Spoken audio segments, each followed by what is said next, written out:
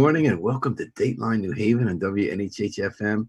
I'm your host, Paul Bass, inviting you to look behind the headlines and the stories that make our community tick. What we know has been keeping us ticking. We're talking about nothing but COVID-19 for weeks, and now this twin virus has come to the fore. It's not that it's a new virus. The slaughter of African-American men at the hands of law enforcement in America, but it's come to the fore because of an incident caught on video in Minneapolis when George Floyd was killed by an officer who kept his foot on his neck for almost 9 minutes as he died in front of a crowd. It set off national protests. It has caused the United States, the president, to call out the military to attack unarmed protesters.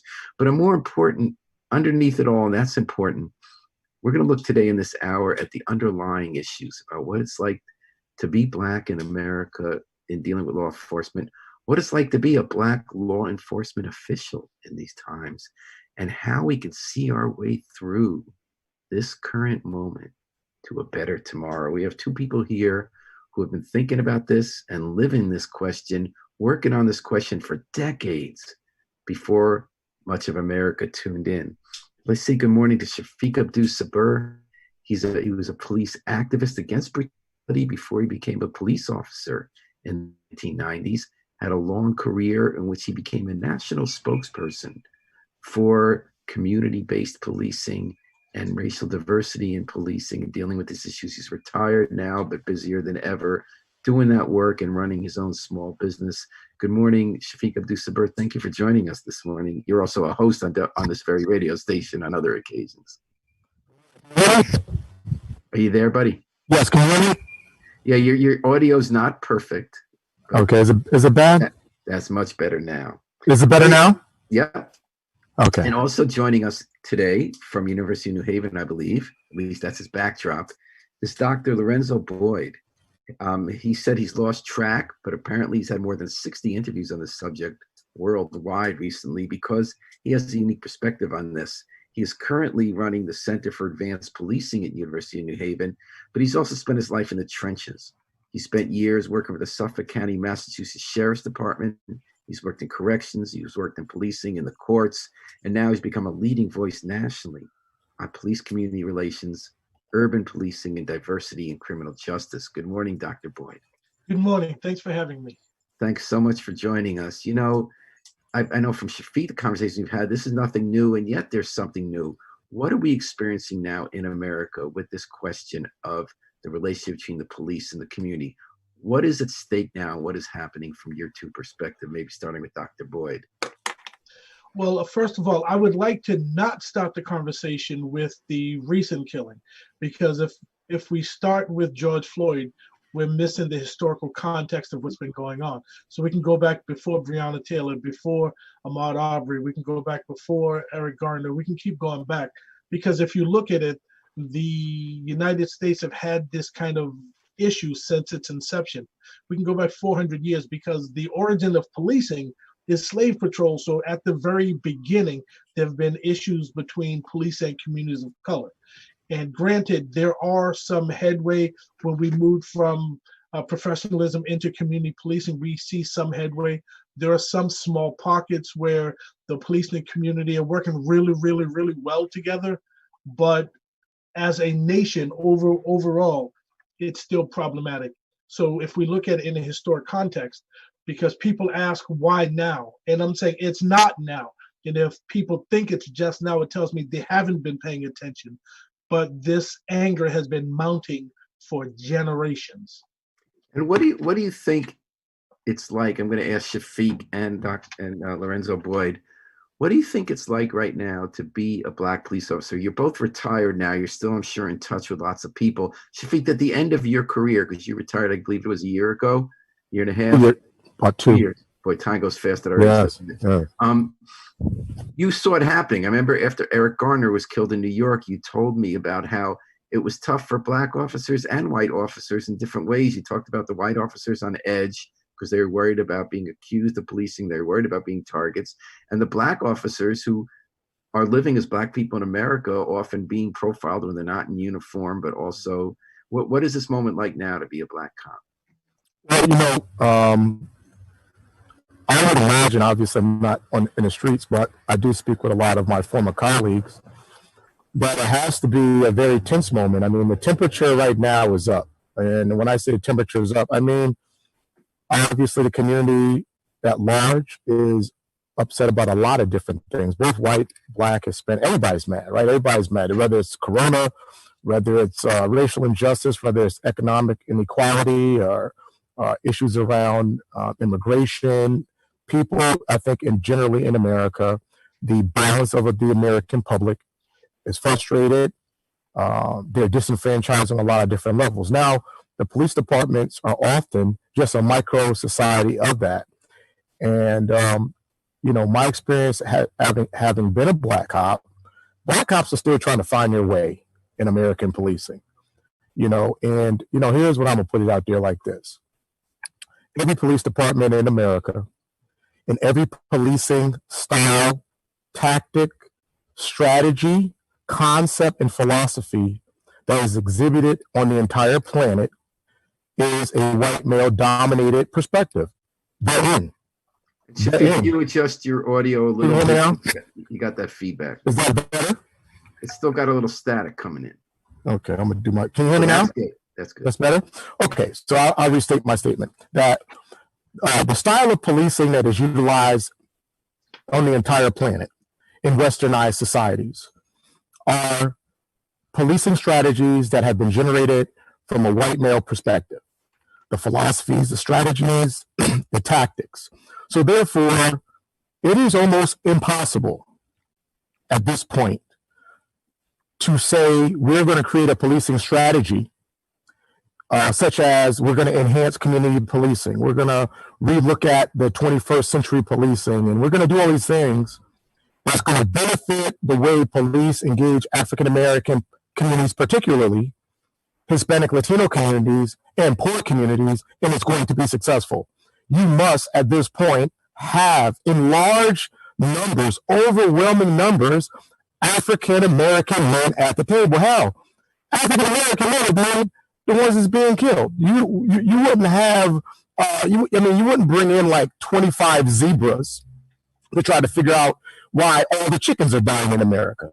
You would get some chickens at the table. And when you look at across the entire country, just across the entire country, the command staffs, everybody says we want more black cops. We need more black cops.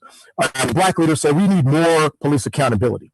Somebody else comes along and says we need more police transparency. But the command staff, the people in the police department that make the policies, the people in the police department that give the orders, the people in the police department that sign off on the reports or sign off on the major investigations, that makeup is a predominantly white male makeup. Now, I'm not suggesting that because that makeup is a predominantly white male makeup, it is racist. I'm not suggesting that. What I'm suggesting is it is void of the input and the perspective of the African American community. And we see this playing out not just in policing, it plays out in the financial markets, it plays out in the business market, it plays out in the healthcare industry. So it continues. So if we really want to be serious about, we want to fix this and we want to get this back on track and we want to make sure we come up with something effective, then we need to effectively change the command staff structures so that the African Americans that are on the job struggling and they're fighting with their own self identity and they don't want to rock the boat and they're not really sure should they speak up or how to fight for, and advocate for the needs of people that look like them, they could at least feel more comfortable in the solidarity of that space, not being the only one that's speaking up on an issue. Thank you. And then Lorenzo Boyd, listen to Shafiq. I'm guessing, correct me if I'm wrong, that we would all agree there's a dire need for more African Americans in decision-making positions. In Minneapolis, you have a black police chief who was in the trenches fighting racism in that department and obviously can't undo a generation of training overnight. In New Haven, we have had several black police chiefs. We currently have a Latino police chief. We still have protest. If we do agree with Shafiq, which I think we do, but correct me if I'm wrong, how does that play on the ground now when we're also seeing people of color in these positions and the problem continues?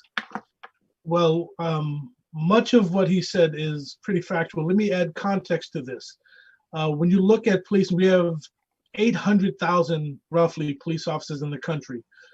Over 70% of them are white and over 80% of them are male. So the lens of policing in this country is a white male dominated occupation. So that's factual. That's just numbers supporting it. But on the other side, we also see organizations like Noble, the National Organization of Black Law Enforcement Executives. And full disclosure, I'm a life member of Noble.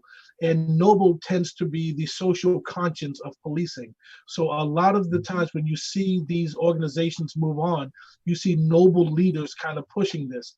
And if we take a look at promotions to command staff and to chief, we'll notice since 2016, there's been a huge onslaught of people of color and women of color taking over as police chiefs in this country.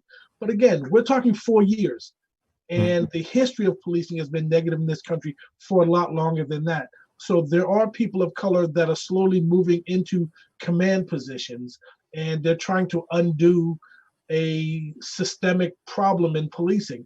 For instance, several weeks ago, Danielle Outlaw took over as police commissioner in the city of Philadelphia. And we know the problem that Philadelphia has had. And that's not going to change overnight. And when we see like Willie Gross taking over in Boston or Granville Bard taking over in Cambridge, these are systems that have historically had negative relationships with the police. So the culture of policing is kind of like a battleship, unfortunately. And as much as we try to make it turn on a dime, it's going to be a long, arduous process. But I do see that there are positive signs happening.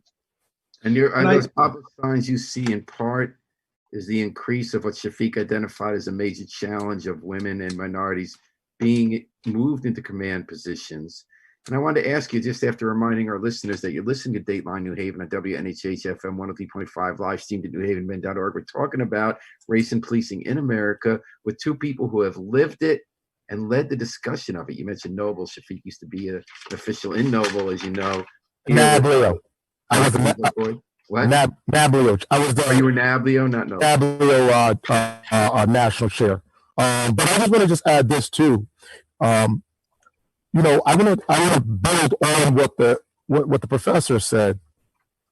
You know, I'm a member of PERF, the Police Executive Forum. Been a member since I got my degree about 3-4 years ago. I'm a member of Noble, joined this week, so I could build about it and just not talk about it. I'm still a member of NABLIO. I'm a member of FOP. Okay, I sat on the police union for 5 years as a police executive. I've traveled all around the country to conferences, you know, and been in the rooms. Listen, when you have organizations, and it's not their fault, right? Because they're doing what they do. FOP is doing what they do, right? But you got maybe one black guy somewhere in that whole network that gets to sit at the table. And I've spoken out about this at the national conferences in Nashville. When you have PERF, okay, and when PERF comes in, and myself and Chief Higgins went to Washington, D.C., when they did the 31, I believe it was the 31 use of force reforms, and I'm sitting at the table, and we're in this thing for 8 hours, a block away from the White House, and, you know, the executive group of PERF got some people in from Scotland talking about we're going to adapt the use of force techniques in Scotland. Well, Scotland has a 99% rate of Scottish people. Ain't no African Americans in Scotland. Pookie and Snooki ain't in Scotland, disenfranchised. You got some Africans and some other people with dark skin, but you can't use the fact that in Scotland they really shoot people. Hell, everybody's a damn cousin, you know? So when you have agencies like this saying, we're bringing this model and these people over to the United States, and we're going to model after this, right? And then you've got the ICP, International Police Chiefs Association, which I joined 1 year and then I didn't join it because it's not effective. My point is, between these groups, PERF is where you go and get your police chief training. You want to be a police chief, you got to have the PERF. You want to be a police chief, you got to at least go to FBI leader, which I have an FBI leads certification, and I've taught chiefs FBI leads. And I can learn, especially the New Haven branch of the FBI, you know, because they took a step.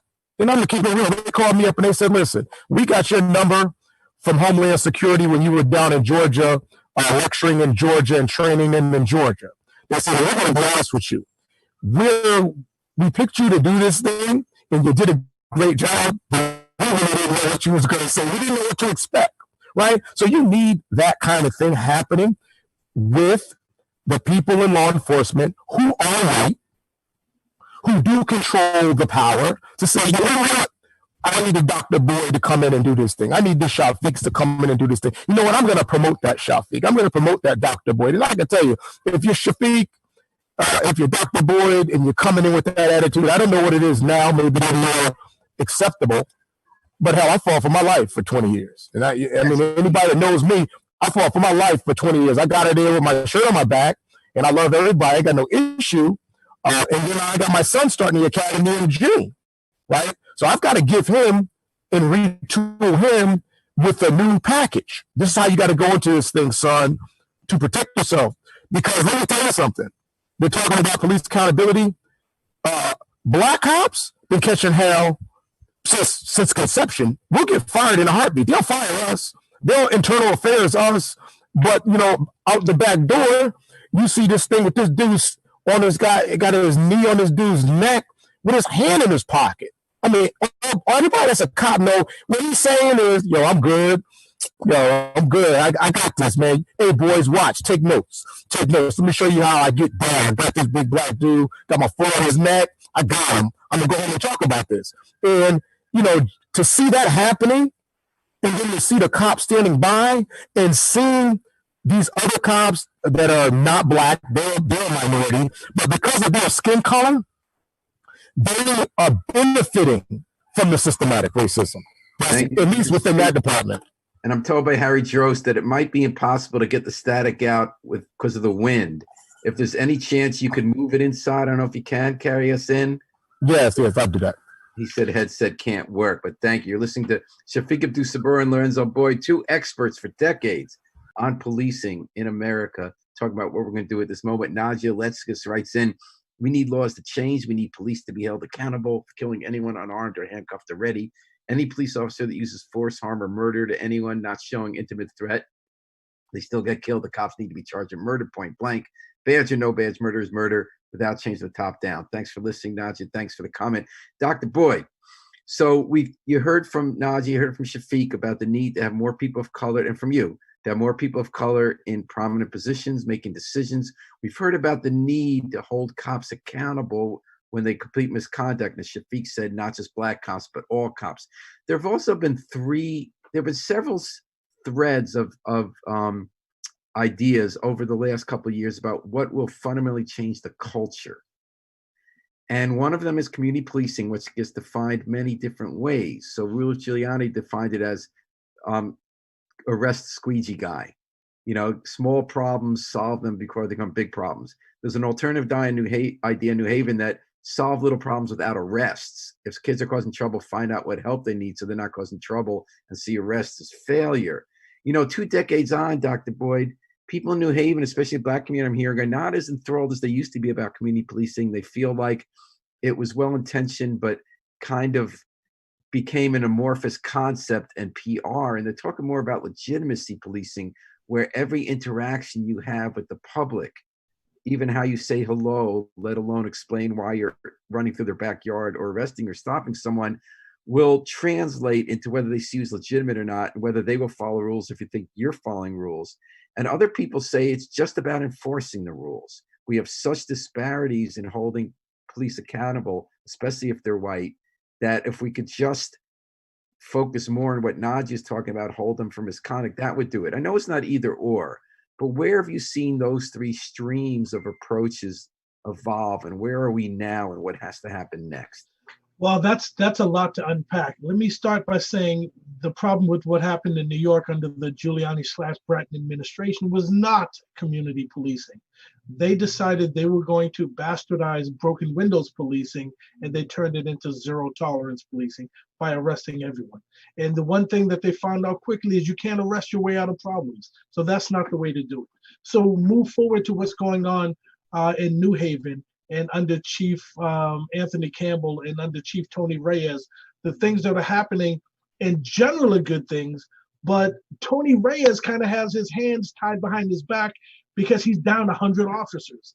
So it's really hard to answer 911 calls, to handle all the stuff that you do, and then dedicate officers to doing community outreach, because there's just not that many people.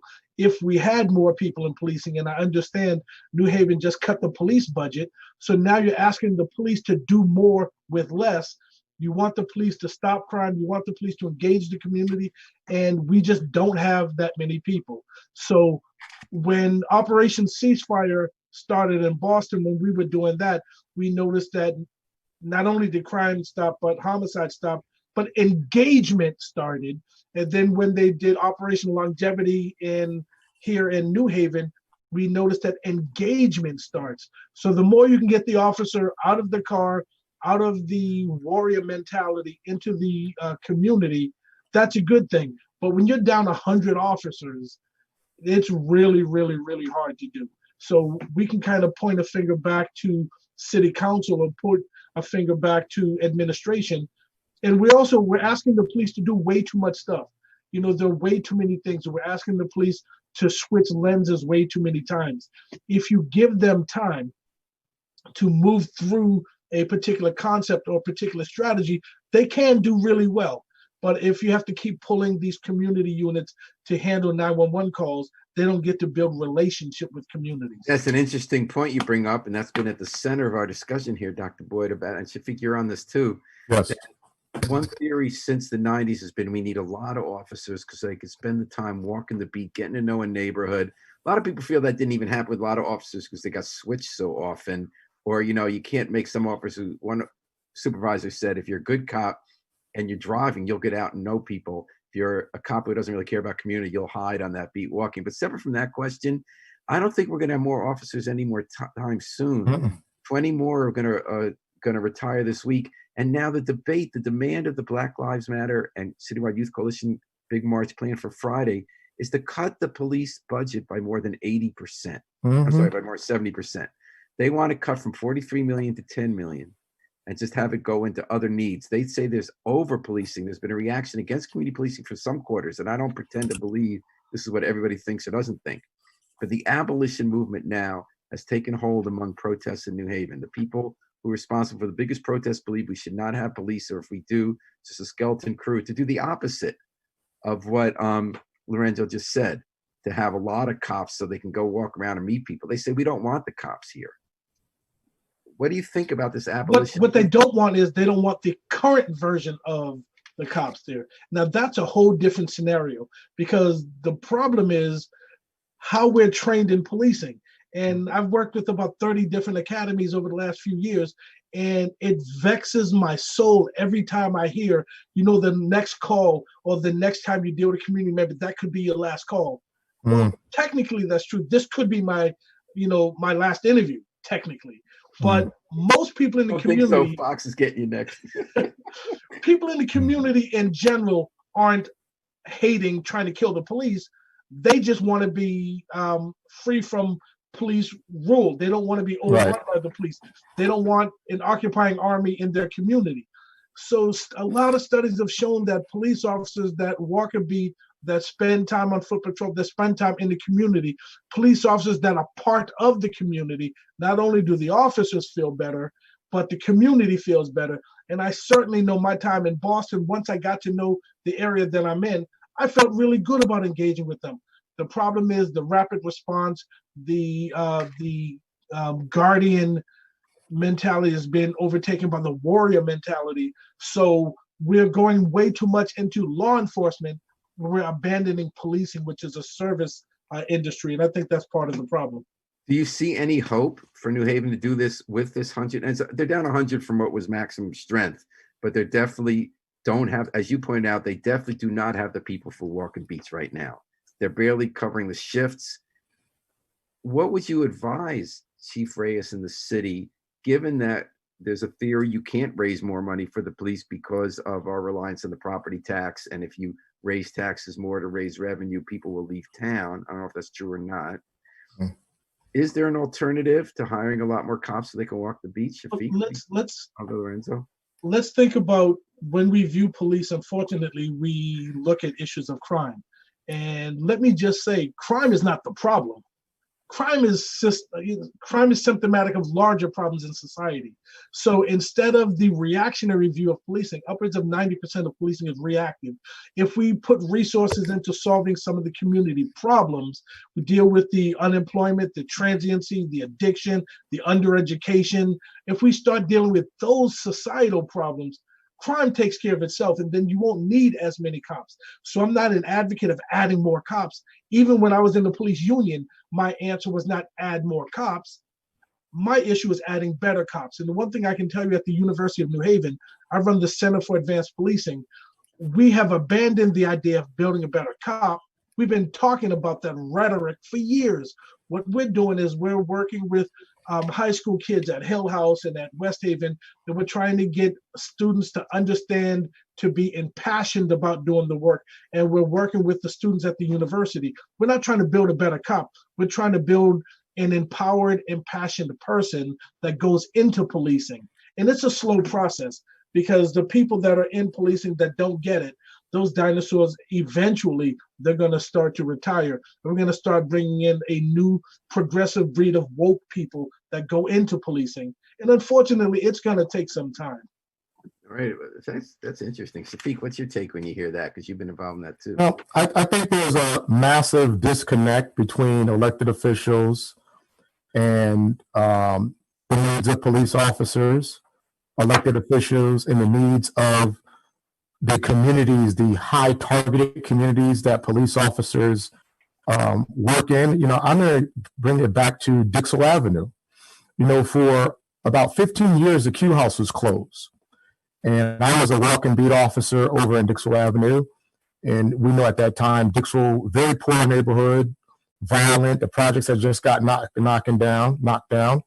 And for literally 15 years, that area went without a community center. Kids died.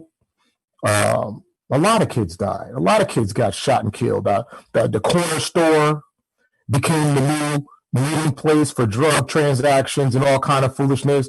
And the phone calls that the police were getting, the phone calls that I got were clear the corner from the community, get these guys off the block. And that was coming from reverends, elected officials who, you know, they use your personal cell phone number to make sure that their area is all set. And that requires police resources. An officer can't be on the beat, go to the hot spot where people shoot the owner and shoot each other, shoot their own cousins. And you expect a white officer from out of town to stand in front of that corner store and say, hey, I got this, I don't need any backup. That's not going to happen. So in some cases, the way the police act in certain neighborhoods is contingent upon the resources in those neighborhoods. I'm going to take Newhallville. And this predated Mayor Hart. This predated Mayor Elliker. Newhallville has no place to mail your mail. If you need to mail a letter, there's no post office. There's no place to mail. There's no mailbox, etc. You cut your hand, you got to go to Hamden, about 2 miles away, or go get downtown if you get cut, because there's no place for you to get medical treatment. There's no dentist. There's no eyeglass place. There is no store where you can go buy fresh fruits and vegetables. These are these neighborhoods that are void of the normal infrastructure that other neighborhoods like the State Street area has, that other areas of town in Westville has, the little small Westville area, and you don't see police in those areas. So we just got to look at our city as a whole, and cities got to look at cities as a whole. Hey, listen, let's talk about Florida and how in Key West, Florida, how when they came in and they developed areas in other areas throughout all of the United States, how they purposely put Black people on the other side of the railroad track. They said they moved them far enough away from the railroad track where you couldn't see them when you got off the train, but close enough so they could get to the train so that they could get to work. These things have predated our existence here. Slavery predated our existence here. And when you have national police academies, national police mantra, the International Fraternal Order of Police saying, hey, listen, policing started with the night watchman. Hey, Chief Esserman came here teaching that stuff. Policing started with the night watchman. Well, not in South Bend, Carolina, because my 85-year-old grandmother said it started with our relatives getting hung. So when you've got that being taught in the academy, when you've got academies saying, okay, here you go, you're going to use the code phrase, your next breath is your last, what the hell does that mean? That means 45 different things for 45 different people. And here's I'm going to get to, if I could, some things that I have been proposing and working on, sitting on this transparency task force for the state. What I recommend is the only way you stop these bad engagements between police and African-American men and African-American women and Hispanic and Latino communities and so forth. Police, you got to reduce police being in the same space with these people. So what am I saying? Am I saying cut police force? No, I'm not.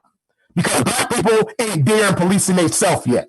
Pookie's still shooting Snooki, okay? We still had shootings in New Haven with COVID, all right? So the community, until we can kind of get to where we need to be, we ain't there yet. But where we can be is, let's go through the law books around these motor vehicle laws and remove all these laws that got nothing to do with why we should be pulling people over. I should not be pulling over somebody because their back light is out. I don't even know their back light is out. And Shafiq, Harry Jones, the station manager, suggests that you take off the headset if you don't mind and just talk into the computer.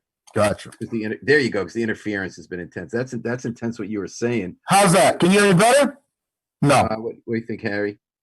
Yes, like you, he says. And I just want to remind people that everyone's listening to Shafiq Abdus-Sabur, well known in New Haven, retired police officer, trainer around the country of policing, and writer on policing, and Dr. Lorenzo Boyd from University of New Haven, nationally known expert and retiree from criminal justice on community policing. And I heard, I was thinking of James Foreman Jr.'s book about the roots of the drug war, one of the most distinct books I've read on this subject, because Shafiq was just talking about when the ministers would call up and say, clear the corner. We know about the roots of policing. Shafiq was alluding to where it was white people, sometimes with the Ku Klux Klan or the predecessors, to keep black people in place, and that's why the police existed. We hear a lot about that. We hear less often about what James Foreman was writing about, which is his time in D.C. during the beginning of the drug war, when it was from the black community, very sincere people who were watching the carnage in their own community from the rise of crack, who pushed politicians to have these zero tolerance policies and mandatory minimum sentences. And as a public defender, he watched people's lives ruined because of a marijuana arrest or some kind of minor charge that got seen as something that had to be in jail forever, and they couldn't get hired because it was on their record. Shafiq was talking about that. Do you think, in addition to all the nefarious influences on policing from the beginning, there's also a genuine difficulty in balancing people's immediate need for relief from crime with the kind of stuff Dr. Boyd and Shafiq were talking about the deeper changes you make to attack the root causes? Have you watched that at all in your studies, Lorenzo Boyd? Well, a lot of people want the immediate pain to stop. And that's one of the things that we talk about. We want to not be robbed. We want somebody not to take our stuff. We want the drug dealer not to take over my block or my stoop. But we also want to be free from oppression of people coming in not knowing who the major players are. And we saw in some of the local feeds of the riots that there were people of color protecting their businesses, and the police coming in not knowing who they were and putting the business owner in handcuffs, not knowing. So that wouldn't happen if the community and the police had a better relationship. If the police spent time in the community, they would know that this African-American woman owns this particular business and she wouldn't have been in handcuffs. But the communities that we're talking about, the places like Newhallville, the people there deserve protection. They deserve to be safe. They deserve city services. What they don't deserve is to be over-policed, and they don't deserve to be assumed to be criminal. So if we can separate that, And the vast majority of people are law-abiding, God-fearing citizens trying to do the right thing, trying to raise good families. But when people from outside come in, they don't know these people because they live in some other community that they spend no time in. So people in the community get to know the folks, and they get to know who the good players and who the bad actors are. And you mentioned Operation Ceasefire, which morphed into Project Longevity here, where state, local, and federal cops work together, investigators, where they identify the small group of people doing most of the violence or being at risk of violence, focusing on them, bringing in the community to offer them an alternative. We got a lot of goods on you. Could put you away a long time with federal sentences. We'd rather not do it. Here's a way you can get help with job training and or substance abuse or counseling and housing. Let's get you straight. And, you know, we have an amazing guy named Spacey Spell, who I'm sure you know very, very well, in New Haven, who's a retired detective working on Project Longevity. You know, one thing I found, and it's such an important, and I think if I'm not mistaken, that would be the best example of what you're talking about, getting at the root. So it's not every day a crisis you're dealing with and having a military response. Have you found with Operation Ceasefire and Project Longevity that people take the help, or they usually just end up locking the people more effectively and more surgically and tactically? Well, I think the problem when we started Operation Ceasefire in Boston, we only did it for 2 summers and then it went away. And the problem that I see inherently with policing and community policing, it's a numbers-driven occupation. It's how many crimes were reported, how many arrests made. And the problem is you can't quantify the amount of crimes you prevented. You can't quantify the relationship you build with community members. I mean, we can't get big headlines, crime doesn't occur. Right, exactly. Man doesn't shoot. We once had a headline, cop doesn't shoot suspect. That was our viral story, but people were mad at us saying, oh, you were suggesting that we shoot the suspect, when the point was they found a way not to, and if they had, they wouldn't have gotten in trouble. Yeah. So a lot of officers have these what we call tick sheets. What were you doing? How did you justify your time? That's and right. I wrote, I spent 3 hours talking to these kids about not going into gangs and That's trying right. to explain to these kids that let me help you with your homework or let me do this. So when I go back to my department, I can't justify that time. I can justify I stopped people, I did FIs, or I gave tickets. I can justify the enforcement part, but unfortunately, a lot of departments look down on the other type of things that are community building, and that's inherently problematic in policing. It's interesting, you know, Shafiq Abdul-Sabur had so many roles in his career as a cop, beat cop. He worked in running the lockup. He was, for a little while, he ran one of the community policing divisions in New Hallville and East Rock. And the news that came out of there was like all the community building stuff you just talked about. They started a lending library. They gave, the cops were handing out popsicles to the kids in the park on the hot days. Shafiq, that didn't last long. Why was that? You know, it was very tough to get the department management and some of the senior command on board. I mean, Chief Campbell saw what I was trying to do in the vision. He was getting a lot of pressure from command staff saying, hey, this is a gimmick. You know, this is like Shafiq's attempt to build his profile to become an assistant chief and move up, you know, into the rank structure more. Some people just did not understand it. I mean, hey, listen, I survived a multitude of chiefs, some of which came from out of state and said, we don't hunt thugs, we lock them up. So we don't know what you're doing out there.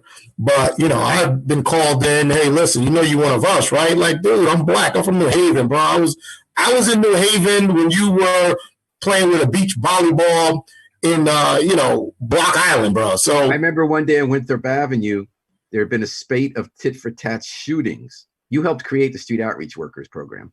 That's correct. I actually, Street Outreach Worker program was designed as the adult version of See to Your Bot, which was the young boy program that I was doing.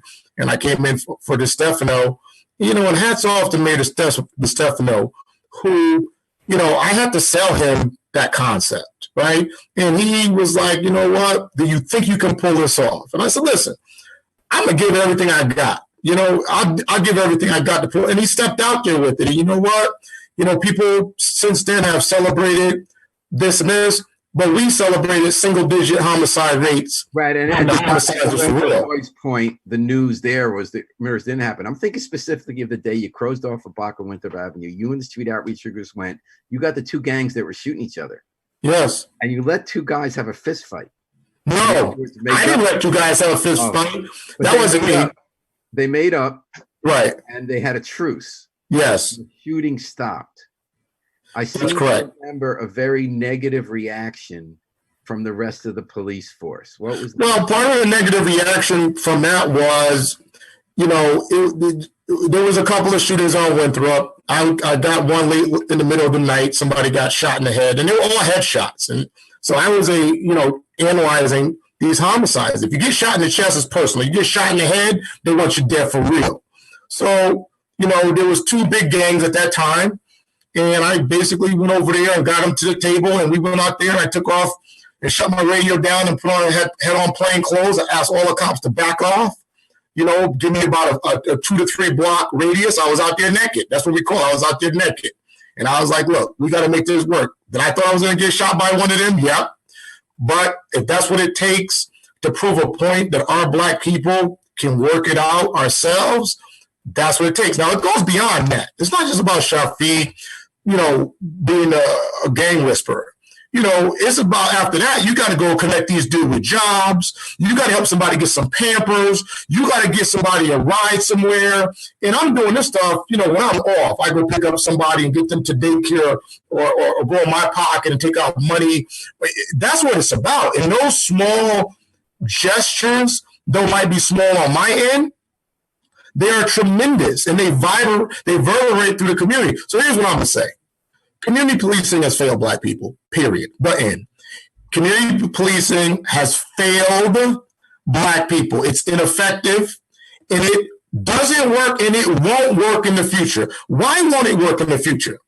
Because we all have stacks of paper showing all of the shooting deaths, high-pro shooting deaths of unarmed black men, of women getting hung in prison, all this stuff. So you can't sell it to anybody now. The sanctity of it has been lost. So we know community-based policing doesn't work. We know some of these other tactics and styles doesn't work. Constitutional policing does not work. Why doesn't it work?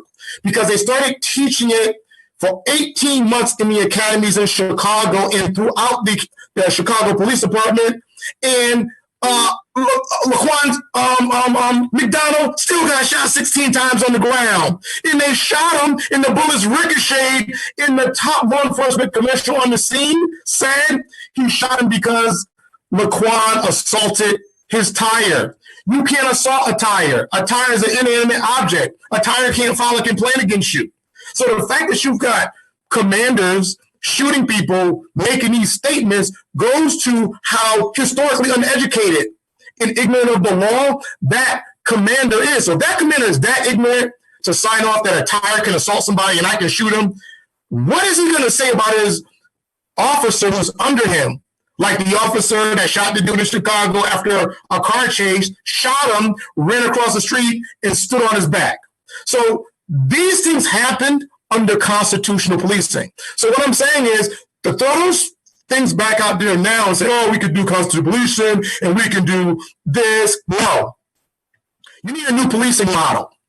Somebody that looks like Shafiq, dark skin, that look like Dr. Boyd, brown skin, okay?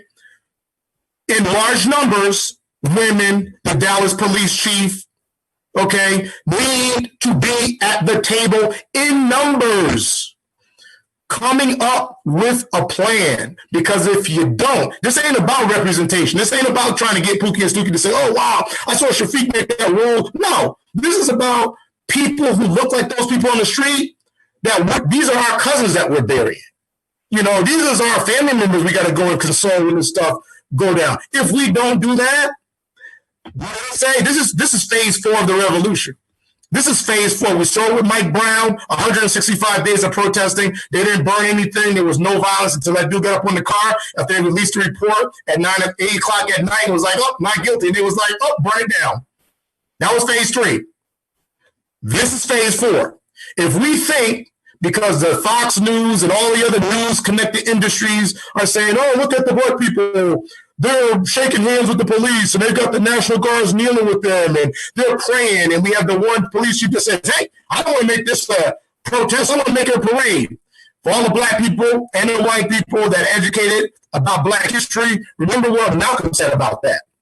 He called it a picnic. If you're going to have a picnic and you go home, you go to a lunch, you go home and you just have a picnic, nothing's going to get done. And I'm not suggesting that people burn stuff down and do violence and all that other kind of stuff because, hey, everybody's going to do what they're going to do. But I understand rage, I understand oppression, and I understand when people hit a boiling point. There are going to be, breaking news, more unarmed black men shot and killed, strangled, suffocated, whatever you want to call it, it's going to happen.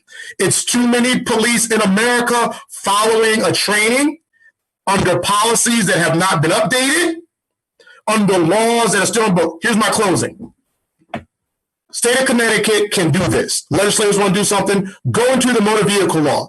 Take off all the equipment violations as being the reason that the police can pull people over. Not the fuzzy dice, not your broken taillight, oh, your tire pressure is low, an emission sticker, your car is unregistered, I think it's unregistered, I think you have no insurance. All you're doing is collecting taxes for the state. And in each department in Connecticut, only 5% of that ticket actually goes to the local police department. The other 95% goes to the state. And when you add up what you're collecting for $39.99, special off on a seatbelt maybe, that can turn into a deadly encounter with the police, tie the city up in litigation, cause a $6 million wrongful death suit, fracture the entire relationship between not just the police and that community, but now we see worldwide. Because people in Paris are screaming, I can't breathe, George Floyd. So that's it. All right, we're talking to Shafiq Sabur, Lorenzo Boyd. Just got a couple minutes left here in Dateline New Haven. Thank you, gentlemen, for taking the time today. Amen, Shafiq, says Harry. What about, and 3/5 said having the black people in charge will not change it. Black officials have largely governed the same way their white counterparts had. The protests coming up, we're going to see a lot more. We have a big one planned Friday in New Haven, Sunday in Hamden. George Floyd's funeral is coming up. What, starting with Lorenzo Boyd and Shafiq Sabur, what do you see ahead, and what is your advice? Accountability for police officers. The thing that was most offensive to me, the police officer, and if you notice, I'm not saying the officer's name, but the police officer that was kneeling on George Floyd for 9 minutes, knew he was on video, knew people were talking about it, and he had his hands in his pocket and had a smug look because he had no intention of being held accountable for that. Certainly not arrested and charged. And that's the problem. A lot of people are working in policing under the guise of impunity. What we need to do is hold them accountable, not as accountable as the community. That's not what I'm asking. I'm asking that the police are held more accountable than members of the community, because when we're sworn in that we pledge allegiance to a higher calling, to whom much is given, much is required. And if police officers are bad cops, and I spend a lot of my time saying a lot of cops are really, really good cops, but then here's the question that I ask. If we have so many really, really good cops, where are all these good cops while the bad cops are doing bad stuff? So if they're standing by silent, aren't they actually complicit? And then the term unarmed black person, how am I ever unarmed when my skin color is seen as a weapon? In terms of good cops, bad cops, wow. I always wonder whether my experience is sometimes good people are bad cops because of the racist underpinnings of our system and the pressures that don't make sense in policing, whether it's you talking about, Lorenzo Boyd, about having the ticker, the numbers you're supposed to get, or the fear you're taught from day one in the academy you might not make it home, or the tribal, or the lack of accountability. I've always kind of thought about it as human beings in a system and a culture that need to be reformed, rather than thinking getting rid of a few, quote, bad apples. There are a few people, I think Speak would agree, who are bad apples. But that's correct. I didn't know the officer in West Haven who just lost his mind and shot that unarmed guy, even though he was unarmed, but he was black, in West Haven. he acted horrendously, like the worst possible cop, and people insist he's not like that other days. It just makes me think that if I were a cop, maybe I'm not cut out to be a cop. I'm glad I'm not a cop. I mean, I'm wondering if your structural changes might be what's needed to really have it be safe. Paul, that police function in policies and procedures. So, for the viewers out there, listeners, there's a thing in all police departments called a general order. And your general orders are your Bible. In fact, in 1967, during the Chicago riots, when the mayor called up the chief and said, if they start looting, I want you to shoot to kill. And so in order for the police chief of Chicago at that time to give his officers the order to shoot, to say, hey guys, just got a call from the mayor, shoot and kill anybody that's looting, he had to write the general order policy and release it. So all cops fall under general orders within their department. So this is why policy is imperative. I have been suggesting since I've retired, and pushing even more, that Connecticut needs to have a universal use of force policy. So that if I'm traveling to Hamden or into Hartford, I will know that if I don't take my hands out of my pocket fast enough, that the police are going to do X, Y, Z. They're going to talk to me. They're going to ask me for my ID. They're going to step away. They're going to do de-escalation. Or I might go to another town, and if I don't take my hands out of my pocket fast enough, I might get shot, because every department has their own use of force policy. Every department has their own policy on, how they're going to particularly handle a suit, or how they're going to particularly handle complaints. So we need to take like the top 5. How to file a police complaint, and where does that go? How to conduct a high-risk motor vehicle stop, right? The one that's called a felony stop, and you get out of the car and you turn around and you do this. Why am I doing that? Because my car has a paper plate on it. That's crazy. So until we start getting those type of policies in that structure, that will help get a lot of this stuff under control. Because if at the end, your next breath is your last, becomes your weapon as an officer as to why I use force, in the constitutional definition of unreasonable force is that as long as the force is reasonable, the reason that the Supreme Court could not identify unreasonable force because they wouldn't identify reasonable force, right?